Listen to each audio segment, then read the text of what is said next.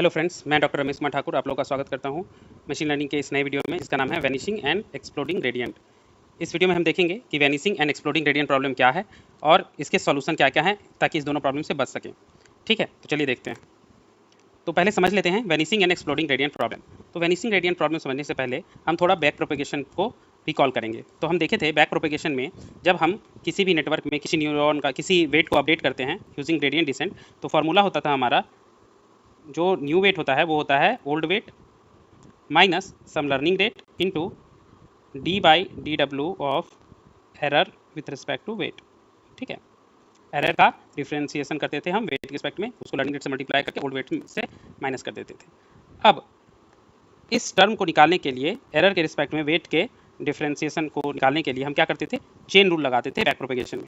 हम ये back propagation वाला वीडियो आप वहाँ जाके फिर से देख सकते हैं, इसी प्लेलिस्ट में अपलोडेड है। तो इसमें क्या होता था कि कई बार एरर जो है डायरेक्टली उस वेट से कनेक्टेड नहीं होता था, तो ये जो है D by d W of error, इसे निकालने के लिए हमें चेन रूल लगाना पड़ता था। D by d W one of error into D W one by d W two into D W two by d W three into D W three by d W. इस तरह से ये कई सारे term हो सकते हैं, यहाँ तो 4 हैं, 10, 20, 50 टर्म भी हो सकते हैं।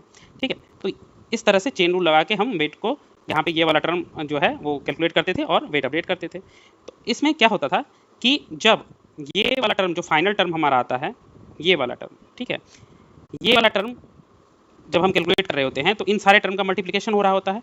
और अगर ये सारे टर्म 0 से 1 के बीच में, उसमें भी खास के 0 से लाइक 0.2 या इससे भी कम के रेंज में ये वैल्यूज़ रहेंगे, तो क्या होगा, सपोज सारे वैल्यू जो हैं 0.1 है, तो ये क्या हो जाएगा 0.1 इंटू 0.1 इंटू 0.1 इंटू 0.1। ठीक है, तो 4 बार 0.1 मल्टीप्लाई होगा, तो ये हो जाएगा 10 टू द पावर -4।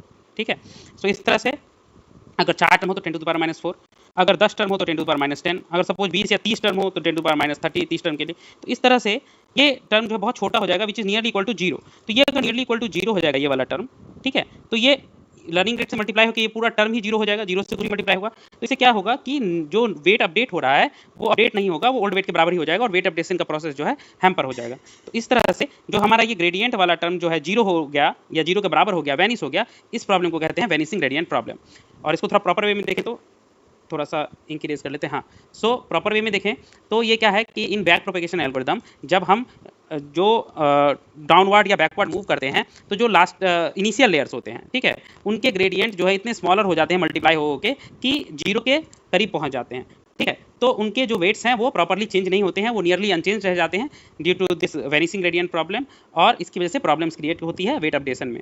ठीक है, तो यही जो प्रॉब्लम है वैनिशिंग ग्रेडियंट है कि जब ग्रेडियंट की वैल्यू 0 से लेके 1 के बीच में रहती है, तो कुछ पॉइंट में लाइक 0.1 0.2, तो कई सारे टर्म्स मल्टीप्लाई होने के बाद वो 0 के बराबर हो जाते हैं और इससे वेट अपडेशन जो है सो सही से नहीं हो पाता है, ग्रेडियंट वाला टर्म ऑलमोस्ट 0 हो जाता है, और इसी प्रॉब्लम को कहते हैं वैनिशिंग ग्रेडियंट प्रॉब्लम। ठीक है, तो आई होप आप लोग समझ गए होंगे वैनिशिंग ग्रेडियंट प्रॉब्लम क्या होता है। अब वैनिशिंग ग्रेडियंट प्रॉब्लम हम लोग समझ गए, तो हम लोग एक्सप्लोडिंग ग्रेडियंट प्रॉब्लम भी देख लेते हैं। ठीक है, एक्सप्लोडिंग मतलब लाइक धमाका, फट गया, बहुत ज़्यादा हो गया। ठीक है, वैनिश मतलब गायब और एक्सप्लोडिंग मतलब बहुत ज़्यादा। तो एक्सप्लोडिंग ग्रेडियंट प्रॉब्लम भी सिमिलरली होता है, जैसे अब हम वेट अपडेट कर रहे हैं, W new is equal to W old minus learning rate into d by d W of error. ठीक है, सो अब मान लीजिए ये वाला टर्म जो है जैसे मल्टीप्लाई होकर मल्टीपल टर्म के साथ आएगा, suppose D error by d W one into D W one by d W two D W two D W three by d W. ठीक है, इस तरह से मान लीजिए है, और हर एक टर्म जो है वो एक एक टर्म 1 से बड़ा है, ठीक है, ग्रेटर देन 1 है। सपोज 2 है या 4 है या कुछ भी ले लेते हैं, सपोज सब एक एक टर्म जो है वो 4 है, तो क्या हो जाएगा 4 इंटू 4 इंटू 4 इंटू 4, इस तरह से मल्टीप्लाई होगा 4 बार, तो क्या हो जाएगा 4 टू द पावर 4। ठीक है, ये बहुत बड़ा टर्म हो गया। ठीक है, सो 4 चौक 16 चौक 64 256, इट्स 256। इसी तरह से ये टर्म अगर बड़ा होता जाए, बहुत बड़ा 10 20 50 टर्म रहे, तो क्या होगा जब ये बहुत बड़ा हो जाएगा ये टर्म, ठीक है, तो क्या हो जाएगा कि ये वाला टर्म इतना बड़ा हो जाएगा कि वेट जो है सही से अपडेट नहीं हो पाएगा और प्रॉब्लम जो है वो कन्वर्ज होने की जगह डाइवर्ज हो जाएगी, क्योंकि वेट जो है इसमें से बहुत ज़्यादा पोर्शन माइनस हो जाएगा। Suppose 4 to the power 20 term रहा, 4 टू द पावर 20 माइनस हो गया लर्निंग रेट से मल्टीप्लाई होके, तो ये डब्ल्यू न्यू जो है सो डब्ल्यू एल से बहुत चेंज हो जाएगा, बहुत ज़्यादा दूर चला जाएगा, क्योंकि ग्रेडियंट डिसेंट बेसिकली क्या होता है, ये कन्वर्ज करता है ऐसे ऐसे करके नीचे की तरफ 0 की तरफ जाता है। ये क्या हो जाएगा इस केस में, कभी इधर चला जाएगा, कभी इधर चला जाएगा, कभी इधर चला जाएगा, कभी इधर चला जाएगा, कभी इधर चला जाएगा। सो ये सही से प्रॉपर्ली जो है कन्वर्ट नहीं हो पाएगा, डाइवर्ज होता रह जाएगा, क्योंकि ये टर्म बार बार बहुत बड़ा बड़ा टर्म माइनस होता रहेगा, तो इसको कहते हैं एक्सप्लोडिंग ग्रेडियंट प्रॉब्लम। ठीक है, और वेनिसिंग में क्या हो रहा था, ये वाला टर्म इतना छोटा था कि ये 0 0 0 हो जा रहा था, ये बढ़ ही नहीं रहा था, तो वेट जो है अपडेशन से रुक जाएगा एक जगह पे आके, 0 तक पहुंच ही नहीं पाएगा। तो इस प्रॉब्लम को बोल रहे थे वेनिसिंग ग्रेडियंट प्रॉब्लम। ठीक है, तो देख लेते हैं कि इसके होने के कुछ और रीजंस क्या क्या हैं vanishing and exploding gradient problem के। तो देखिए ये एक सिग्मॉइड फंक्शन है। ठीक है, तो सिग्मॉइड फंक्शन क्या होता है, 0 से लेके 1 के बीच में इसका आउटपुट होता है। ठीक है, और समहाउ 0.5 के आसपास जो है ये इसका एक्सेसिस जो है 0 होता है। ठीक है, ये सिग्मॉइड फंक्शन है। तो ये ऊपर वाला जो है पिंक कलर का ये फंक्शन को दिखा रहा है, और ये जो ब्लैक कलर का ग्राफ है ये इसके डेरिवेटिव को दिखा रहा है। ठीक है, ठीक है, थोड़ा सा गॉसियन जैसा होता है, देखिए गॉसियन है ये। ओके, सो आप एक चीज़ नोट करिए, इसका जो डेरिवेटिव है ये 0 के आसपास से शुरू होता है लार्जर नेगेटिव वैल्यू के लिए, और हाईएस्ट कहाँ तक आता है, ये 0.3 के आसपास तक आता है, और फिर जब लार्जर पॉजिटिव वैल्यू के लिए फिर 0 के आसपास चला जाता है। ठीक है, तो इस केस में क्या होगा, ग्रेडियंट जो है हमेशा 0 से 0.3 के बीच में ही रहेगा। तो जब हम मल्टीपल वैल्यूज मल्टीप्लाई करेंगे इस रेंज के, तो अल्टीमेटली जो है ये वेनिसिंग ग्रेडियंट प्रॉब्लम अकर करेगा। तो कुछ एक्टिवेशन फंक्शन का नेचर ही ऐसा होता है, जैसे कि ये सिग्मॉइड हुआ, कि ये वेनिसिंग ग्रेडियंट प्रॉब्लम को जो है क्रिएट कर देती है। ठीक है, तो ये भी एक रीजन होता है वेनिसिंग ग्रेडियंट प्रॉब्लम के क्रिएट होने का। ठीक है, अब मान लीजिए हम लोग अपने नेटवर्क को ट्रेन कर रहे हैं, तो कैसे समझेंगे कि वेनिसिंग या एक्सप्लोडिंग ग्रेडियंट प्रॉब्लम जो है वो अकर हो गया है। तो देखिए एक्सप्लोडिंग ग्रेडियंट प्रॉब्लम और वेनिसिंग ग्रेडियंट प्रॉब्लम समझने के लिए कुछ उसके साइंस हैं जो कि यहाँ पे देख लेते हैं। अगर एक्सप्लोडिंग ग्रेडियंट प्रॉब्लम हो रहा होगा तो क्या होगा, मॉडल के पैरामीटर्स में जो है एक्सपोनेंशियल ग्रोथ होगा। ठीक है, मतलब वेट्स अपडेट जो होंगे बहुत ज़्यादा अपडेट होंगे, बहुत ज़्यादा चेंजिंग होंगे। ठीक है, और उसके रिवर्स अगर वेनिसिंग ग्रेडियंट प्रॉब्लम होगा तो 1-2 स्टेप में तो वेट अपडेट होंगे, उसके बाद वेट अपडेट होना ही बंद हो जाएगा। आपको लगेगा कि डब्ल्यू न्यू और डब्ल्यू ओल्ड में कोई खास डिफरेंस ही नहीं है, ये ऑलमोस्ट इक्वल हो जाएगा। ठीक है, और इस केस में क्या हो जाएगा, डब्ल्यू न्यू या तो डब्ल्यू ओल्ड से बहुत बड़ा हो जाएगा एक्सप्लोडिंग केस में, या डब्ल्यू न्यू जो है वो डब्ल्यू ओल्ड से बहुत छोटा हो जाएगा। मतलब मॉडल पैरामीटर्स जो है एक्सपोनेंशियल ग्रोथ करेगा। ठीक है, इस तरह से। और इसके केस में एकदम नहीं के बराबर ग्रोथ करेगा, थोड़ा सा ग्रोथ होकर एकदम से सैचुरेट हो जाएगा। तो इस तरह से हम पता कर सकते हैं by seeing the model parameters. दूसरा साइन है कि मॉडल का जो वेट है ये बढ़ते बढ़ते कभी कभी हो सकता है कि एकदम नॉट ए नंबर, जब बहुत बड़ा नंबर आ जाता है ना न्यूरल नेटवर्क में ट्रेनिंग के दौरान, तो वेट जो है NaN हो जाता है, इतना बड़ा हो जाता है। ठीक है, तो NaN बोलते हैं, नॉट ए नंबर, बहुत हाईएस्ट एक नंबर आ जाता है। और यहाँ केस में कभी कभी क्या होता है कि मॉडल वेट जो है वो 0 हो जाता है, एकदम वेनिसिंग ग्रेडियंट के केस में एकदम 0 हो जाएगा। ठीक है, नियर इक्वल टू 0 या 0 ही हो जाएगा। तो 0 हो जाएगा तो समझेंगे वेनिसिंग ग्रेडियंट प्रॉब्लम हो गया, और NaN हो गया वेट्स तो समझेंगे कि एक्सप्लोडिंग ग्रेडियंट प्रॉब्लम हो गया। देन यहाँ पे मॉडल जो है एवलैंके लर्निंग फेस करता है। एवलैंके जैसे मान लीजिए बहुत सारी साइकिल लगी हुई होती है ना, एक को गिराते हैं तो सारी गिर जाती है उसके पीछे पीछे पीछे।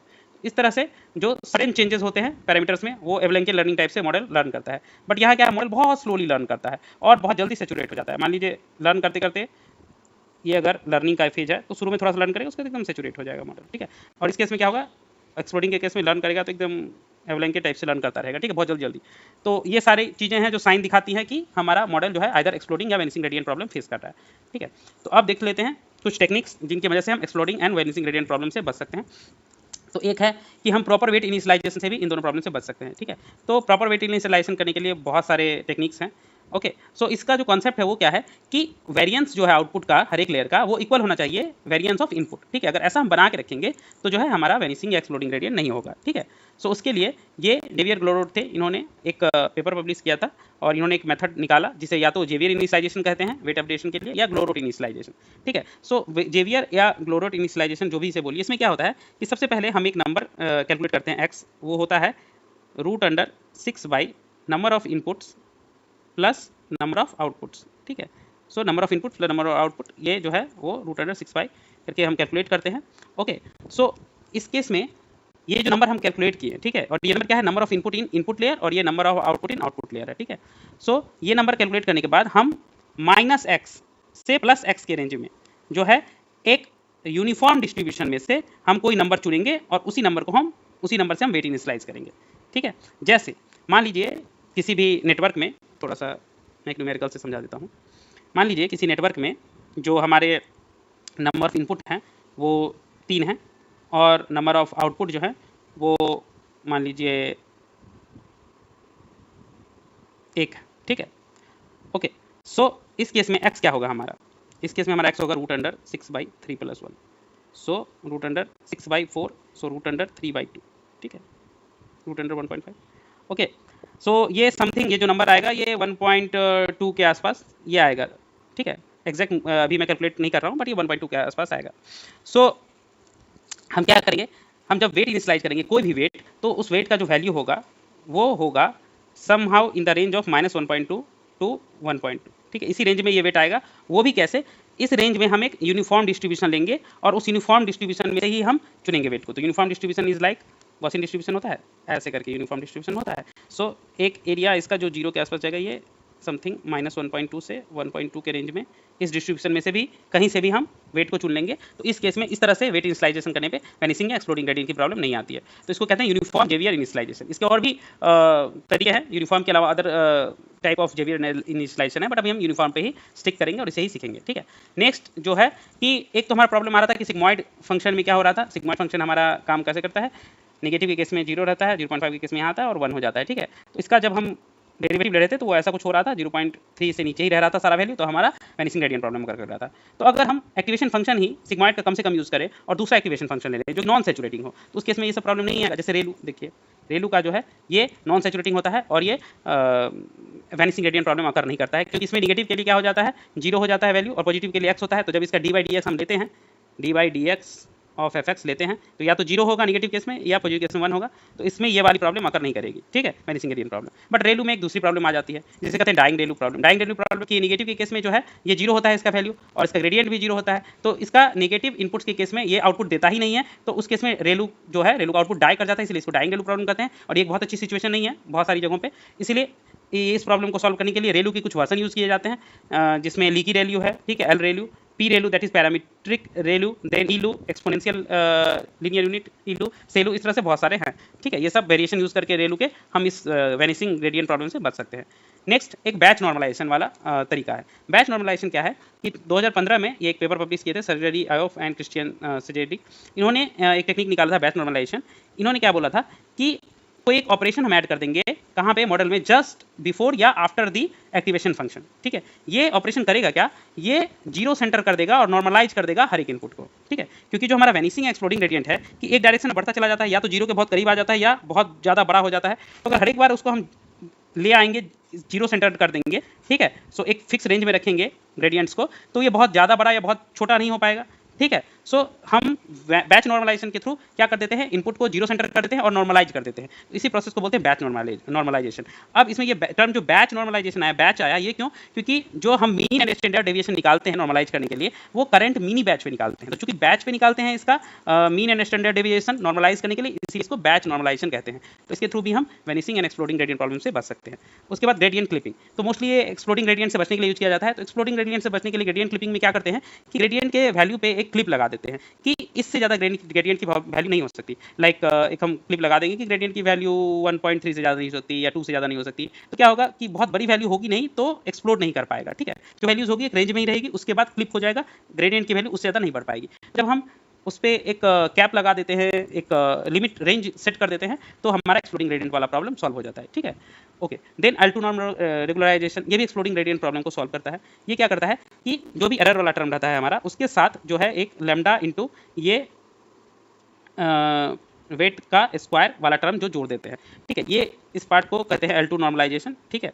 सो L2 नॉर्म क्या करता है, लार्ज वेट जो रहता है, बड़े वेट जो रहता है, उस पर एक स्क्वायर टर्म इंपोज करके उसको ज़्यादा पिनलाइज करता है, ठीक है। तो इससे क्या हो जाता है कि हमारा जो ग्रेडियंट बहुत बड़ा हो जा रहा था वो अब उतना बड़ा नहीं होगा, क्योंकि लार्ज एरर्स जो है वो पिनलाइज हो जाएंगे और एक रेंज में रहेंगे। इससे हमारा एक्सप्लोडिंग ग्रेडियंट वाला प्रॉब्लम जो है वो कम होगा, ठीक है। तो एरर में ये एक टर्म जुड़ जाता है जिससे ये L2 नॉर्मलाइजेशन कहते हैं, और L2 नॉर्मलाइजेशन का यूज़ करके हम एक्सप्लोडिंग ग्रेडियंट से बच सकते हैं, ठीक है। ये लार्ज एरर्स को पिनलाइज कर देता है, ये बात हमें याद रखनी है, ठीक है। Then using less number of layer, ये भी बहुत ही अच्छा तरीका है कि एक्सप्लोडिंग या वैनिसिंग ग्रेडियंट प्रॉब्लम क्यों होती है। मान लीजिए मल्टीपल लेयर है, इनपुट लेयर है, then hidden layer 1, hidden layer 2, hidden layer 3, n number of hidden layer, then output layer. So अगर ये नंबर ऑफ हिडन लेयर कम कर दिया जाए, ठीक है, सो क्या होगा, जो चेन रूल आता है हमारा मल्टीप्लिकेशन का, d of error with respect to the weight, इसका जो मल्टीपल होता है इसके रिस्पेक्ट में, इसके रिस्पेक्ट में, इसके रिस्पेक्ट में, ये वाला कम हो जाएगा, नंबर ऑफ लेयर कम हो जाएंगे, तो हमारा वैनिसिंग या एक्सप्लोडिंग ग्रेडियंट प्रॉब्लम अगर नहीं हो जाएगा, क्योंकि जो मल्टीप्लिकेशन है वो ज़्यादा नहीं होंगी, ज़्यादा लेयर्स में नहीं जाएंगे, ठीक है। तो नंबर ऑफ लेयर्स को कम करके भी हम इन दोनों प्रॉब्लम से बच सकते हैं, ठीक है। नेक्स्ट इससे ही रिलेटेड एक और टॉपिक है कि जो डीप न्यूरल नेटवर्क हुआ, इसका जो इसमें ये किस तरह से वैनिसिंग एंड एक्सप्लोडिंग ग्रेडियंट प्रॉब्लम आया और ये क्यों इतना अकर करने लगा बाद में। इसीलिए क्योंकि 2012 में क्या हुआ, एक इमेज नेट कंपटीशन हर एक साल होता है जिसमें थाउजेंड्स ऑफ क्लासेस रहते हैं इमेजेस के, और उनको क्लासीफाई करना होता है यूजिंग सम टेक्निक। तो एक CNN बेस्ड आर्किटेक्चर आया एलेक्सनेट, इसने काफ़ी हाई एक्यूरेसी के साथ इस कॉम्पिटिशन को जीता, और उसने डीप न्यूरल नेटवर्क का यूज़ किया और इमेजेस को क्लासीफाई किया बहुत अच्छे एक्यूरेसी के साथ। उसके बाद क्या हुआ, इस कंपटीशन को जीतने के लिए लोगों ने और डीप नेटवर्क्स बनाने लग गए और इस कंपटीशन को जीतने की कोशिश की, ठीक है, और बहुतों ने जीता भी। तो इससे प्रॉब्लम क्या आया, धीरे धीरे देखा गया कि नंबर ऑफ लेयर्स बढ़ाने से जो एक्यूरेसी है वो एक फिक्स लिमिट तक तो बढ़ी, बट उसके बाद एक्यूरेसी कम होने लगी। जैसे इस ग्राफ में देखिए कि ये एक न्यूरल नेटवर्क का ट्रेनिंग एरर है और टेस्टिंग एरर भी है। देखिए 20 लेयर वाले का एरर देखिए कितना कम आ जाता है और 56 लेयर वाले का देखिए कितना ज़्यादा है। सिमिलरली टेस्टिंग एरर भी 20 लेयर का कितना कम है और 56 लेयर का उससे ज़्यादा है।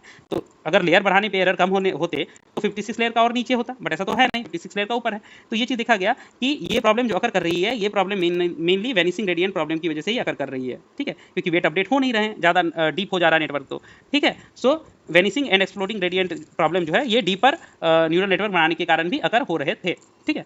सो इसका एक और बहुत अच्छा सॉल्यूशन दिया गया माइक्रोसॉफ्ट रिसर्च के द्वारा। माइक्रोसॉफ्ट रिसर्च ने 2015 में एक नया कॉन्सेप्ट लॉन्च किया जिसको कहते हैं रेसिडुअल नेटवर्क और रेसनेट। इसमें क्या होता है, इसमें कहा गया है कि जो हमारे वैनिसिंग एक्सप्लोडिंग ग्रेडियंट अगर होते हैं, इसमें क्या होता है कि जो मल्टीपल टाइम्स जो ग्रेडियंट है वो मल्टीप्लाई होते होते होते ग्रेडियंट को बहुत छोटा कर देते हैं, तो जो इफेक्ट है वो बहुत कम हो जाता है वेट अपडेशन का। तो क्या करेंगे, प्रीवियस लेयर को अगर हम एक स्किप कनेक्शन के द्वारा नेक्स्ट लेयर में ऐड करते जाएंगे तो जो हमारा स्ट्रेंथ है सिग्नल का वो वीक नहीं होगा, ठीक है। और इसी स्किप कनेक्शन के थ्रू हम जो है वो प्रीवियस डेटा को बार बार नेक्स्ट लेयर में ऐड करके और नेक्स्ट लेयर में फिट करके हम स्ट्रेंथ सिग्नल का बरकरार रख सकते हैं ताकि हमारा नेटवर्क जो है प्रॉपर्ली काम कर सके और एरर रेट रिड्यूस हो सके। तो ये स्किप कनेक्शन वाला पॉइंट बहुत इंपॉर्टेंट है जिसे हम यूज़ करते हैं रेसिडुअल नेटवर्क में, ठीक है। सो इसी तरह से ये एक रेसिडुअल ब्लॉक है। इसमें क्या है, जो हमारा रेसिडुअल है, प्रीवियस रेसिडुअल क्या होता है, कुछ बचा हुआ, तो प्रीवियस लेयर का जो रेसिडुअल इनपुट है वो हम नेक्स्ट लेयर में फिट करते हैं ताकि हमारा सिग्नल का स्ट्रेंथ बना रहे। और ऐसे बहुत सारे रेसिडुअल लेयर्स को एक के बाद एक अटैच करके कॉन्कैटनेट करके ऐड करके हम एक नेटवर्क बनाते हैं जिसमें ये वैनिसिंग ग्रेडियंट प्रॉब्लम अकर नहीं करती है। तो इसका एक यहाँ पे एग्जांपल देख सकते हैं, ये एक इमेज है, इसमें देखिए अगर हम बिना रेसिडुअल नेटवर्क बनाए अगर डायरेक्ट ऐसा बनाते हैं 34 लेयर प्लेन, ठीक है, तो ये ऐसा होगा। और अगर रेसिडुअल करेंगे तो देखिए प्रीवियस लेयर से हम जो है फेड करते जा रहे हैं, ठीक है, डेटा को। ओके, सो हम थोड़ा सा एरर रेट देख लेते हैं, उससे आपको काफ़ी कुछ आइडिया हो जाएगा। तो देखिए अगर नॉर्मल हम बनाएं तो ये है ब्लू में प्लेन 18 लेयर और चूंकि वैनिसिंग ग्रेडियंट है तो प्लेन 34 लेयर उससे भी ज़्यादा एरर दे रहा है, ठीक है। तो ये एरर जो है 30 से ऊपर है, देख रहे हैं। और अगर हम रेसिडुअल लगाते हैं सेम में तो देखिए प्लेन 18 लेयर जो है ये तो यही 30 के आसपास है और रेसिडुअल लगाने के बाद देखिए कितना कम आ गया, ये 20 और 30 के बीच में आ गया, समहाउ 25-26 पे। तो रेसिडुअल हो जाने के बाद जो प्रीवियस लेयर के जो इनपुट है वो नेक्स्ट लेयर में फेड हो रहे हैं और हमारी सिग्नल की स्ट्रेंथ जो है वो बरकरार रहती है। इससे रेसिडुअल नेटवर्क का यूज़ करके हम वैनिसिंग ग्रेडियंट प्रॉब्लम से बच सकते हैं। तो ये एक लेटेस्ट पेपर्स में, लेटेस्ट रिसर्च में काफ़ी यूज होता है ये रेसिडुअल नेटवर्क्स एंड इन सब की मदद से हम वैनिसिंग ग्रेडियंट प्रॉब्लम को सॉल्व कर सकते हैं। और एक्सप्लोडिंग ग्रेडियंट के प्रॉब्लम के लिए भी हमने देखा कि L2 नॉर्म रेगुलेशन और ग्रेडियंट क्लिपिंग ये सब लगा के भी हम इससे बच सकते हैं। इवन हम नेटवर्क का साइज स्मॉल रख के भी बच सकते हैं। तो आई होप आपको समझ में आ गया होगा कि वैनिसिंग एक्सप्लोडिंग ग्रेडियंट प्रॉब्लम क्या होता है, उससे कैसे बच सकते हैं। तो थैंक्स, अगर आपको ये वीडियो पसंद आया तो प्लीज़ लाइक करिएगा एंड वीडियो को लास्ट तक देखने के लिए थैंक्स। फिर जल्द मिलेंगे एक नई वीडियो के साथ। Thanks for watching.